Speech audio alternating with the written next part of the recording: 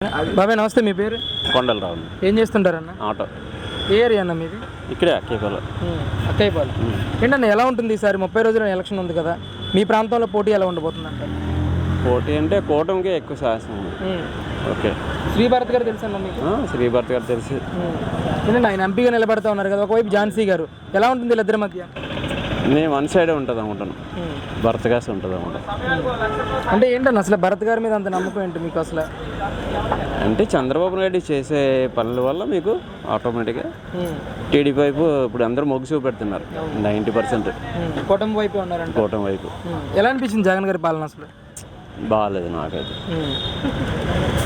ఎందుకంటే ఇష్టం వచ్చినట్టు అన్ని రేట్లు పెంచేసి ప్రతి ఒక్కటి సామాన్యుడికి అందుబాటులో లేవు. ఇవి కూడా రౌడీ విజయం పెరిగిపోయింది, డ్రగ్స్ ఇవన్నీ చాలా. ప్రధానంగా మీ ప్రాంతంలోనే మొన్న చూస్తే 25,000 కేజీల ఒక డ్రగ్స్ దొరకడం, కానీ ఇక్కడ మీ ప్రాంతాన్ని డ్రగ్ నుంచి ఇక్కడ నుంచి జరుగుతుందనే ప్రచారం కూడా జరుగుతుంది. డ్రగ్స్ భూదందా ఎన్ని బోల్డ్ అని చేస్తున్నారు, లెక్కలేనని చాలా. మరేంటండి అసలు జగన్మోహన్ రెడ్డి గారు మీ ప్రాంతాన్ని డెవలప్ చేస్తానంటాం కానీ, రాజధానికి నేను కడతానని చెప్పేసి మాట్లాడడం కానీ, అసలు విశాఖ ప్రజలు ఎంతవరకు నమ్ముతారంటారు? ఇది ఎవరు నమ్మలేదండి. రాజధాని గురించి ఎవరు యాక్సెప్ట్ చేయరు, 90% యాక్సెప్ట్ చేయరు.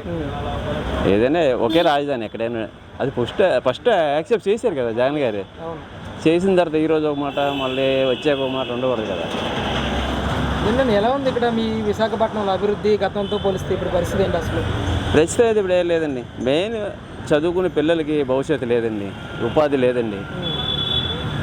అంటే గ్లోబల్ సమ్మిట్ పెట్టాము, 13 లక్షల కోట్ల రూపాయలు తెచ్చి ఉన్నవి వెళ్ళిపోయకుండా ఉంటే చాలు. ఉన్నవి వెళ్ళిపోయాయి, ఇంకా అలాంటి పిల్లల భవిష్యత్తు ఏముంటుంది? చాలా. ఏంటండి ఇప్పుడు ఉమ్మడిగా కలిసి రాబోతూ ఉన్నారు, ఎన్ని సీట్లు గెలిచే అవకాశం ఉంది? ఒకవైపు జగన్ గారు సింగిల్గా రాబోతూ ఉన్నారు, ఎలా ఉంటుందంటారు ఈసారి ఎలక్షన్? పోటీ అయితే ఉంటుంది, కానీ ఎంత పోటీ ఉన్నా ఈ కూటమికి నాకు తెలిసి 130-140 లోపల వస్తుంది చంద్రబాబు నాయుడు. ఓకే. ఇది ఎంపీ అయితే 20 దాటి రావచ్చు, 20,000 మెజార్టీ రావచ్చు అంటారు. 20,000 టోటల్ 20 మంది ఎంపీ పైన రావచ్చు కూటమికి.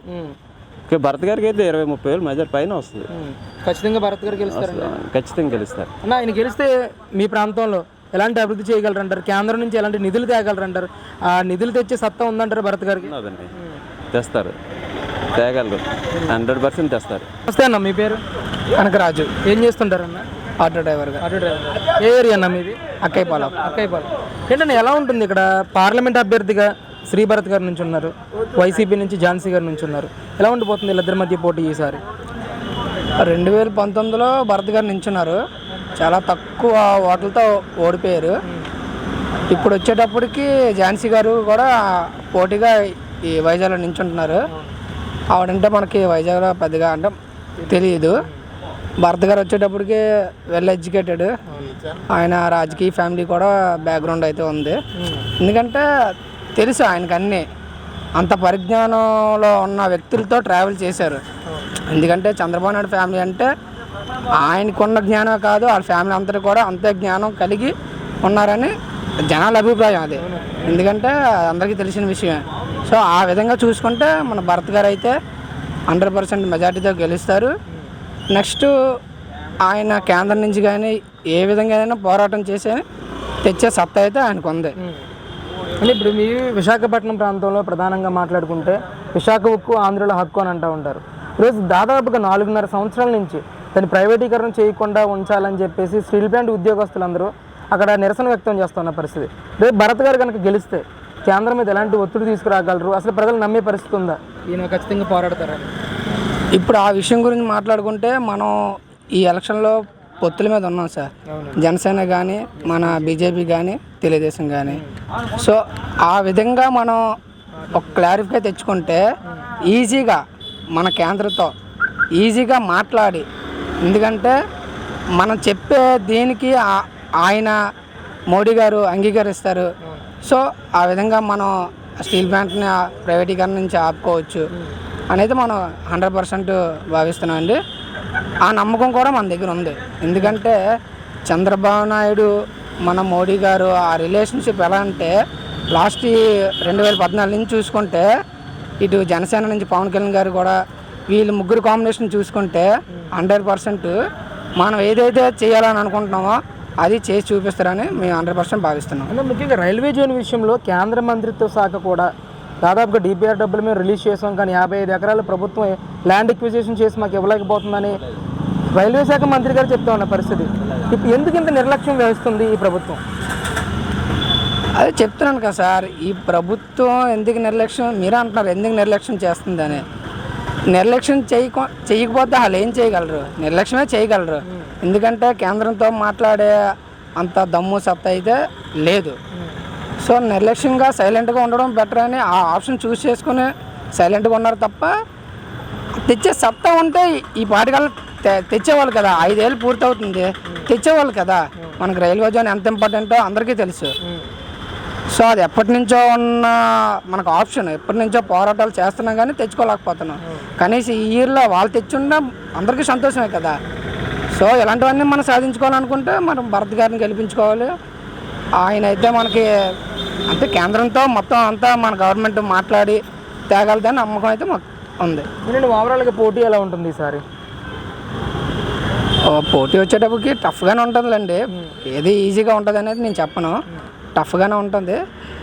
ఏదైనా కావచ్చు, కానీ ఎక్కువ శాతం ఎవరికి అవకాశాలు ఉన్నాయంటారు? ఎన్డీఏ, చంద్రబాబు నాయుడు, ఒక ముఖ్యంగా జగన్ గారు ఇప్పటికీ టఫ్గా ఉంది సార్. అది మనం అయితే డిసైడ్ చేయలేమండి.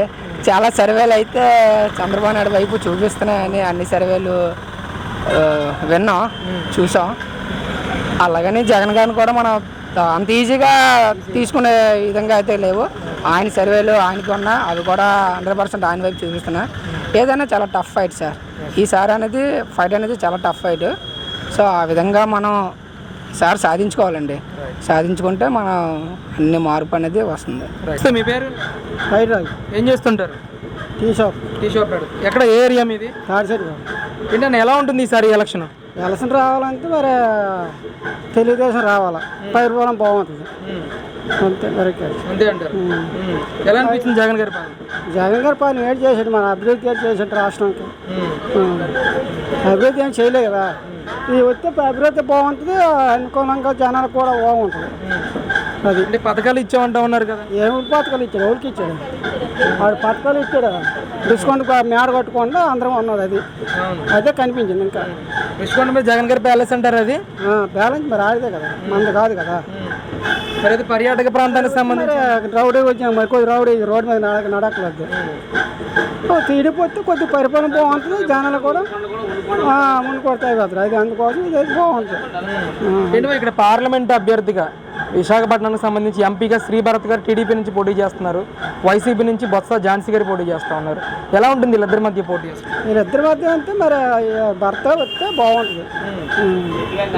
వ్యక్తిగత నాయకత్వం మంచిది, పరిపాలన బాగుంటుంది. మరి ప్రభుత్వం పైన తెలుగుదేశం వస్తే మరి బాగుంటుంది. అది రాకపోతే మరి అందరూ అలాగే ఉంటారో మరి ఓన్లీ చేసింది ఇవ్వకూడదు. మరి విశాఖపట్నం ఎవరు? శ్రీనిబాబు గెలిచినది కనిపించదు. అది మంచి పని తెలియదు, జనాలను కనిపించదు గెలిచినాను. మరి అలాగే ఉంటుంది. ఉంటే తిరిగిన పదవి ఉండే నాపని జనాలను తెచ్చాడితే అది ఒప్పుకైనా సరే జనాలను అందుబాటులో ఉంటారు, మంచిగా ఉంటుంది. రేపు సానుభూతి కూడా జనాలు ఉన్నారు, మనలో ఉన్నాడు అని సానుభూతిగా ఓటు కూడా చేయడానికి అవకాశం ఉంటుంది. ఏంటి బాబాయ్, మరి చంద్రబాబు నాయుడు గెలిస్తే న్యాయం జరుగుతుంది అంటారు ప్రధానంగా మీ ప్రాంతానికి? న్యాయం జరుగుతుంది, అది ఎత్తుకాతే మంచిది. విన్నాలన్నా ఎన్నిసార్లు ప్రభుత్వం వెళ్ళేది ఎప్పుడు రాజకీయంగానే రౌడీ యూజింగ్గానే ఉంది. జనాలకు అనుకూలంగా ఏది ఇచ్చిన కాడికి ఇచ్చాడు, ఉనుకొని వాళ్ళు చేసాడు బాగా. అది మంచిదనం కాబట్టి ప్రతి రాష్ట్రం కూడా అది అభివృద్ధి చేశారు, అది చూపించారు, అది మనం చూపించారు. అందువల్ల మరి అసలు ఆ ప్రభుత్వం వస్తే మనకు బాగుంటుంది.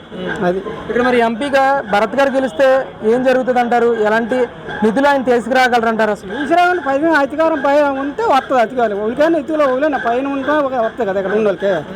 మరి పైన అధికారం నేను బయట రారు కదా, ఉలి చేయనారు. మరి గతంలో సింగిల్గా పోటీ చేశారు టీడీపీ, ఒకవైపు జనసేన కూడా వేరేగా పోటీ చేస్తుంది. అప్పుడు భరత్ గారికి ఎన్ని ఓట్ల మెజార్టీతో ఓడిపోయారు, ఈసారి ఎన్ని ఓట్ల మెజార్టీతో గెలిచే అవకాశం తెలియదు. అది మనం అన్ని అక్కడ వేసుకుంది కదా. సార్ ఎవరు గెలుస్తారు అయితే, కూటమే లేకపోతే ఏం భర్త గెలవాల? ఇక్కడ కేకే విష్ణు కుమార్ రాజు పైన చంద్రబాబు నాయుడు.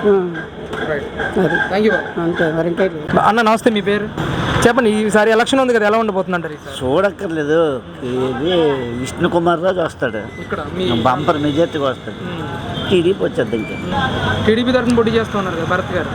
టీడీపీ తరఫున పోటీ చేసి బంపర్ మెజార్టీ చూడక్కర్లేదు. టీడీపీ బంపర్ మెజార్టీగా వస్తుందండి, మీరు ఏ డౌట్ పడొద్దు. నేను పార్టీ ఫీలింగ్ మీద చెప్పలేదు. 2 తప్పు, ఇంకోలా కాదు. ఊరికి గెలుస్తున్న నాలాటోళ్ళకైతే ఆడికి జైలు శిక్ష పడ్డదా చంద్రబాబు నాయుడికి? అవునండి. తప్పు 74 సంవత్సరాలు. ఇప్పుడు నా మీద నీ కక్ష ఉండదు, నీ మీద నాకు కక్ష ఉండదు. ఏదో 2 రోజులు 3 రోజులు లేదా 4 రోజులు వారం రోజులు ఉంచితే బాగుంది. అన్ని రోజులు ఉంచితే ఊర్లు దేశం అల్లా కొల్లాలు అయిపోయింది. అదే ఆడికి పెద్ద షాక్. జగన్మోహన్ రెడ్డి గారి పతనం అంటారు అక్కడి నుంచి. చూడక్కర్లేదు. ఓం నమ శివాయ. టీడీపీకి నిలబడిన అందరూ వస్తారు. ఎందుకంటే అది చేసిన పనులు ఏది బాగున్నాయి. ఆటోలకి ఇచ్చారు, వాళ్ళకి ఇచ్చారు, వీళ్ళకి ఇచ్చారు. టవులు నీవి నావే. ఎవరు వాళ్ళ డబ్బులా? ఎందుకు ఇచ్చుకింది పంచడం? ఇప్పుడు ఆటో వాళ్ళకి డబ్బులు వేసాడు, మనవాడు చెప్తాడు. ఆటో వాళ్ళకి డబ్బులు వేసాడు, ఎక్కడ పడితే అక్కడే కేసులు రాసేస్తాడు. మరి ఏడు సుఖం? ఈ 2 ఉన్నట్టు చెప్పాలా? ఎవరైతే ఇచ్చేస్తారు మనకి? ఓటు ఎవరికి వేస్తారు? Vote TDP. పక్క టీడీపీ. నేను పుట్టిన సచ్చిన దాకా టీడీపీ. మా ఫ్యామిలీ చాలా పెద్ద ఫ్యామిలీ. పక్క టీడీపీ వస్తుంది. కాకపోతే నేను ఊరికి వెళ్ళిపోతాను. బోర్డు మందితో ఛాలెంజ్ చేశాను. నిజంగా. ఎందుకంటే మళ్ళీ గెలిచాడు అనుకో, ఈ వైజాగ్లో ఇంక ఈ అద్దెలు గట్టి పెంచేస్తారు. పేద రోజులు బతకలేరు. రుషికొండ పరిస్థితి ఏంటి అక్కడ అసలు? ఏది రుషికొండ లేదు, తీసుకోండ లేదు. ఎన్ని ఏదో పనులు చేసినా మనోడు పంపర్ మెజార్టీకి వస్తాడు, వాళ్ళ దూరం గీరుతాడు. అది ఎన్ని సీట్లు గెలిచే అవకాశం ఉందంటారు టీడీపీ కూడా? బంపర్ మెజార్టీకి వస్తుంది. ఎన్ని సీట్లు అంటే మరి నాకు తెలియదు. బంపర్ మెజార్టీకి వస్తుంది, అలాగేలకు కాదు. ప్రతి ఒక్కరు మరి వీళ్ళు లేదు, బంపర్ మెజార్టీకి వస్తుంది. జగన్ గారు ఏమన్నా పథకాలను గెలిపిస్తే అని అంటా ఉన్నారు. అది అంత కూడా డామా బుస్సే. తప్పు చేసి పథకాలు పెట్టారు, కాదనలేదు. కానీ బాగా పనులు ఏం బాగోలేదు. ఎలా అనిపించింది అసలు జగన్ గారి పాలన? జగన్ పరిపాలన మాకు నచ్చలేదండి. అది ఎందుకని అసలు రేట్లు ఎలా ఉన్నాయి అసలు ఈరోజు? అన్నీ దారుణమే. కరెంటు బిల్లు లేటి, కిరాణీ సామాన్లు లేటి, ఏ ఒకటి ఉన్న పప్పు లేటు, ఉప్పు లేటి. ఆయిల్ ప్యాకెట్ ఎంత ఉండేదండి? 100 రూపాయలు లోపు ఉండేది. బాగా వెళ్ళిపోయింది. మళ్ళీ ఈ మధ్యన కొద్దిగా తగ్గింది రేటు. 120 రూపాయలకి ఇస్తుంది ఇప్పుడు. అప్పుడు ఆ మధ్యలో 2 మాసాల కిందట 200, 180. మరి ఒక ఆయిల్ ప్యాకెట్కే పెంచాడంటే తగ్గిన సామాన్లు పెంచరేటు. కందిపప్పు పెట్టి కిరాణీ సామాన్లు మొత్తం పెంచాడు. ఏ దీనికి ట్యాక్స్లు వేసేస్తాడు. మరి ఇదంతా ఎవరికండి? చంద్రబాబు గెలిస్తే రేట్లు తగ్గుతాయంటారు. బంపర్ బాగా తప్పు. ఇప్పుడు ఇంకోలా నేను ముందున్నట్టు అంటాను. నేను ఇప్పటికొచ్చి నేను వ్యాపారం చేస్తాను, ఏ రోజు ఎంత వచ్చినా వాళ్ళని చెప్పేస్తాను. ఎవరికి ఇచ్చేయాలి, మనం కష్టపడతాను. అది ఆ దీని మీద ఏంటంటే చంద్రబాబు నాయుడు ఆడు ఏడు తప్పు చేశాడు ఎప్పుడైనా సరే. జనాలకి అన్ని మంచి పనులు చేశాడు, అది చెడ్డ పనులు గట్రా చేయలేదు. ఆ దీని మీద ఏంటంటే ఆ ఎక్కువ సింపతి ఆయన జైలు పెట్టడం జనాలకు అలగలకు కాదు. నాకు 20,000 అవతల 15,000 టీడీపీ వస్తుందని మీరే ఇచ్చుంటారు. నేను వేస్తాను, బెట్టేస్తాను. ఏమంటే నాది 20,000 అవతల 15,000. ఎవరు బెట్టకత్తే నేను వేస్తాను. ఛాలెంజ్ చేశాను మా ఈదిలో. ఇక్కడే ఆర్సీ ఉందా, ఆ దిగువనే. థ్యాంక్ యూ బాబాయ్.